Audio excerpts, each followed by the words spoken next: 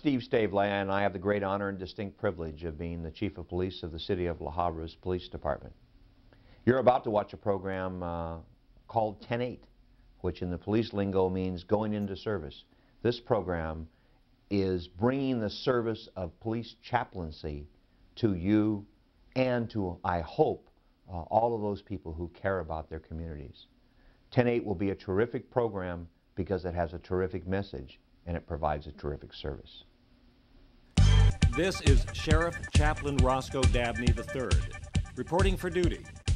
He is one of a small but growing number of chaplains whose motto is, serving those that serve. When the enemy comes in like a flood, the Spirit of God will raise a standard against him.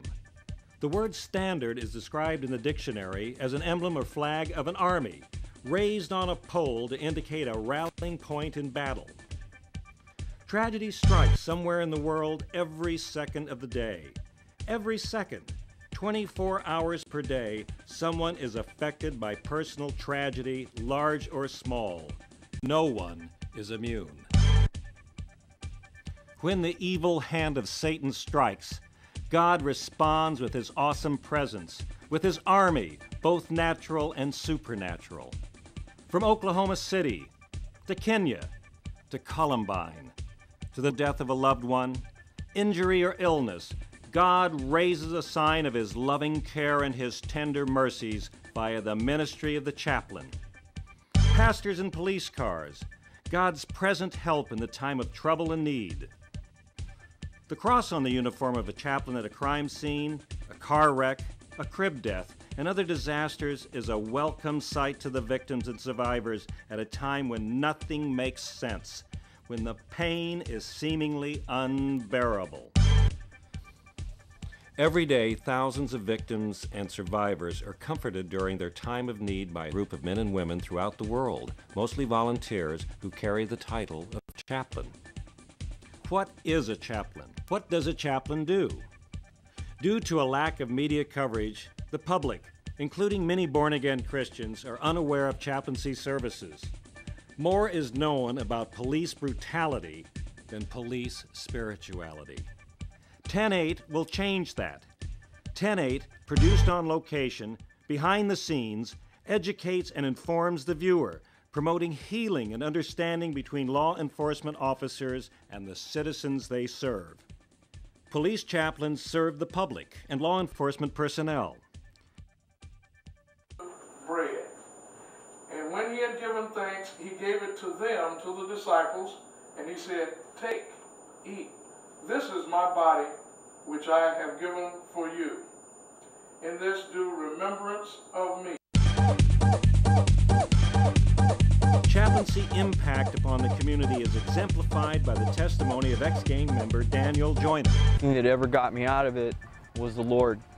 And the only way that I found the Lord was through the chaplains program in La Habra PD with Dennis Coyle. I met Daniel about a year ago, and he was just getting out of jail at La Habra PD, and we just happened to be there at the exact same time, one of those divine appointments, and we got a chance to talk.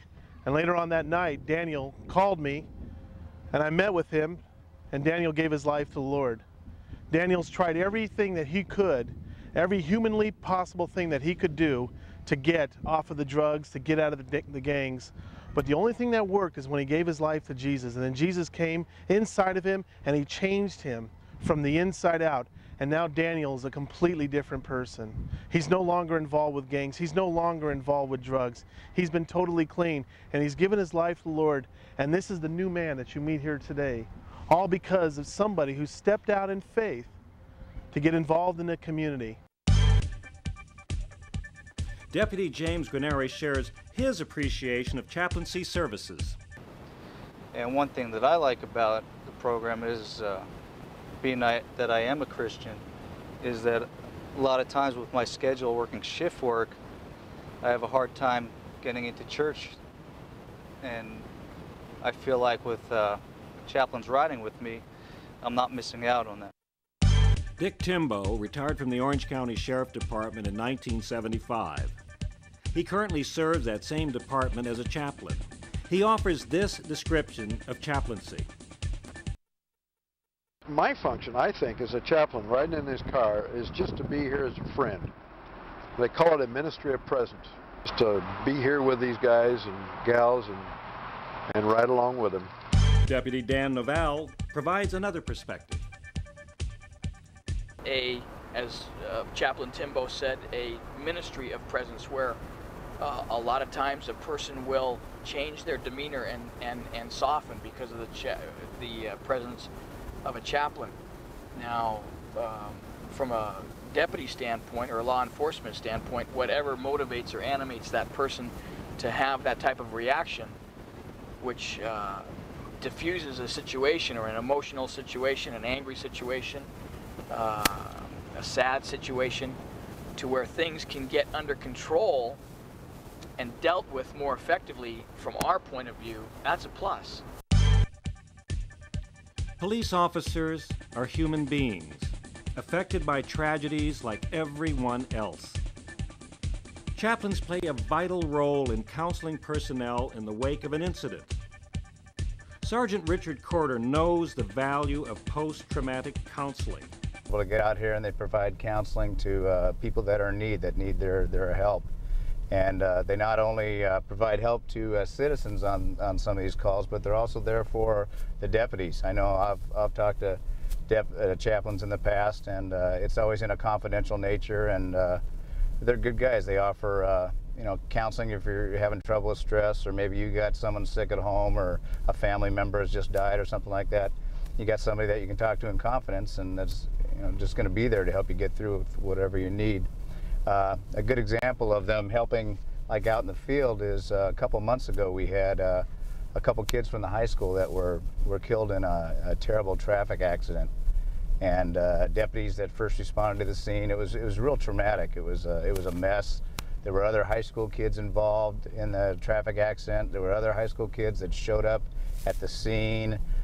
So we called out the chaplains, and several chaplains responded to the scene, and other chaplains responded to the hospital to help with the families and people that had witnessed this traumatic incident. And it was just overall a real good thing that we had the chaplains were able to assist us.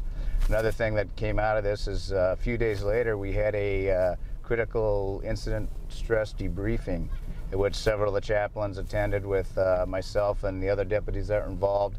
And we talked about what happened and feelings and what we saw and everything. And every deputy that was in that debriefing came away with a real good positive input. You know, they said that they totally appreciated the way it went down and being there and being able to talk about what they had seen. And overall, you can't beat the chaplain program. Deputy Rod Valdez summarizes the law enforcement attitude toward chaplaincy this way. I enjoy having them, and I feel that if we didn't have them, it'd be a void in law enforcement. Due to the nature of the job, police officers' national statistics rank #1 in divorce and #2 in suicide. To combat the high mortality rate amongst law enforcement officers, 10-8 will feature a special ministry crusade for law enforcement personnel and their families, led by the powerful Anointed Word and Music Ministry of Sergeant Willie Lewis. This crusade is designed to take Jesus to the officers and inspire other ministries to reach out to the brave protectors of our society. In addition to his duties with the Tulsa County Sheriff Department, Sergeant Lewis, a former vocalist with the world-famous vocal group The Platters, travels coast to coast, ministering to officers, civilians, and many times to prisoners that he arrested. Sergeant Lewis' law enforcement career began as a volunteer chaplain, and he still functions as a chaplain, making death notifications, conducting funeral services, weddings, and other chaplaincy-related duties. Why would a minister want to risk his or her life to serve mankind? Chaplain Coyle offers this explanation. We just got done with a call. It was a 415 family, which is a family disturbance. This was a mother with a 14-year-old son. They got into a little bit of an argument and then almost a shoving match, and he ended up spitting on his mom. And by that time, that's when she called us out to the scene. When we got here, after talking with mom and found out that there's divorce in the family, and that is the biggest reason that puts problems in kids' lives. And people get married and they say they're going to be married forever, then all of a sudden problems come along and the word commitment falls by the wayside. Well, commitment means having no other options. And the life we live is not our own, and we just got to tough it out and live for our family and live for our kids. Well, that's one of these situations. And it looks like that here's a little guy who just wants his dad around, who wants to have his mom and dad to be there together, because kids need both, mom and a dad. So we came out here and we're going to offer this guy some help, and I really believe this kid's going to come around. But this call is an example, and this is probably the main reason that just drives me to be a chaplain. This is why I'm a chaplain. I love to go out there and help somebody, give myself away to them, show them the love of God, and just to see God do wonderful things in their life and get them turned around, and then just watch a family come back together and become strong again. And that is why I'm a chaplain.